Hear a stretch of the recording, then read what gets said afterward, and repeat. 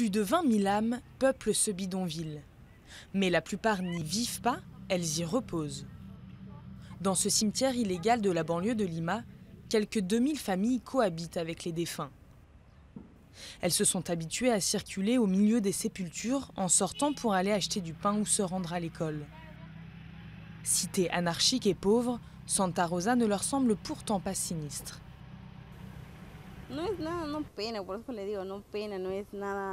Ce n'est pas hanté, ce n'est pas lugubre, c'est normal.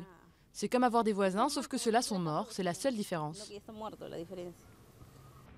La croissance urbaine a poussé les gens à occuper des terrains vagues aux alentours. Puis, peu à peu, au milieu des niches pour cercueils et des tombes, quelques demeures moins éternelles sont apparues.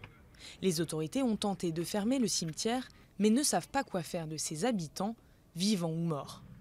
Les cercueils qui ne sont pas mis en terre représentent un risque pour la santé. Malgré ça et l'odeur, les résidents se sentent ici chez eux.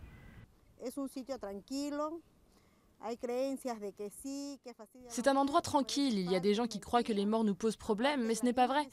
Je remercie le propriétaire du cimetière, je le remercie parce que grâce à lui, j'ai un endroit où vivre. En principe, plus personne ne peut être enterré ici. Mais à Santa Rosa, les sépultures bon marché représentent un business qui arrange tout le monde.